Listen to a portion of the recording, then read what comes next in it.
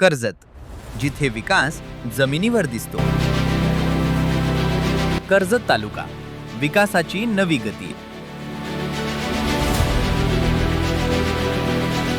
मुख्यमंत्री समृद्ध पंचायत राज अभियानामुळे येथे ग्रामीण विकासाचा पाया अधिक मजबूत झाला आहे. निसर्ग संपन्न आणि मेहनती जनतेचा कर्जत तालुका आज प्रगतीच्या नव्या उंचीवर.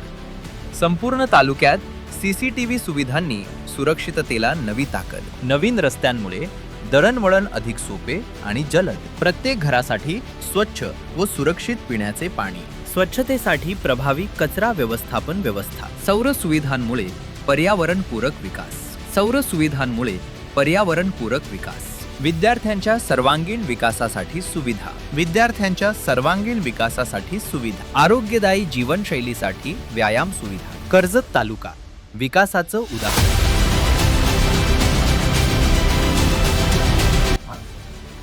उपकेंद्र खांडे अंतर्गत ही आता जी योजना चालू होती, मुख्यमंत्री समृद्ध पंचायत राज अभियान, या अभियानाअंतर्गत आपण जवळजवळ भरपूर सारे उपक्रम राबवले आहेत. त्याच्यामध्ये आपण अंगणवाडीतील बालकांची आरोग्य तपासणी केली.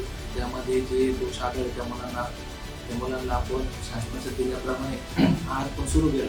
तसेच शाळा पण तपासणी केली. शाळेमध्ये पण आपण ज्या मुली आहेत त्यांच्यावरली ॲनिमियाची तपासणी केली, सिकल सेलची तपासणी केली. तर त्याच्यामध्ये पण काही मुली दोष आढळला, त्या मुलींना आपण उपचार पण आपल्या उपकेंद्रामार्फत सुरू पण केलेला आहे. माझे नाव यशवंत नामदेव वागरे आहे. शाळा रायगड जिल्हा परिषद शाळा लाखलीचा पाडा. आपलं सहर्ष स्वागत आहे. या शाळेमध्ये अनेक योजना संपन्न झालेल्या आहेत. त्याचं उत्तम उदाहरण म्हणजे ग्रामपंचायत ग्रामपंचायत पिंपरीच्या वतीनं जे CCTV बसवण्यात आलेलं आहे. त्याचप्रमाणे CCTV त्या बाजूला बसवलेला आहे, डाव्या बाजूला. त्याचप्रमाणे डिजिटल शाळा करण्यामध्ये आमच्या शाळेला प्रिंटर दिलेला आहे. त्यानंतर 2 कम्प्युटर दिलेले आहेत. त्यानंतर थिंक शार्प फाउंडेशनतर्फे फिल्टर आलेला आहे. त्यानंतर ग्रुप ग्रामपंचायतीच्या वतीनं ही शाळा पूर्ण पेंटिंग करून दिलेली आहे. त्याचप्रमाणे ही जी आता जी तुम्हाला व्यवस्था दिसते, हे आम्हाला जास्तीत जास्त ग्रामपंचायत सहकार्य मिळालेलं आहे.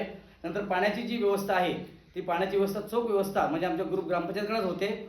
त्याचप्रमाणे आत्ता जे मुलींचं शौचालय आहे, त्या मुलींच्या शौचालयासाठी त्यांनी 1 लाखाचा जो निधी होता तो दुरुस्तीसाठी दिला. आणि आत्ता जे इत्यंभूत एक चांगल्या प्रकारे जे शौचालय मुलीचं दिसतंय ते फक्त ग्रामपंचायतमध्ये दिसतंय. त्यानंतर मुलांचं शौचालय सुद्धा आहे, तेही चांगल्या पद्धतीने त्यांनी केलेलं आहे.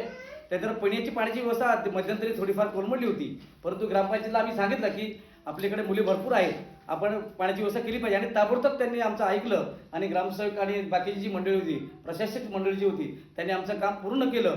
आणि अशा प्रकारे शाळा जास्तीत जास्त कशी, त्यांचं पूर्ण योगदान असं आहे की शाळा जास्तीत जास्त कशा प्रकारे डिजिटल करता येईल. त्या डिजिटल करण्याच्या माध्यमातून प्रिंटर तर अगोदर आलेलाच आहे. त्यानंतर या ज्या 20 खुर्च्या दिसतात ह्या आपल्याला बसलेल्या, ह्या सुद्धा त्यांनी आम्हाला दिलेल्या आहेत.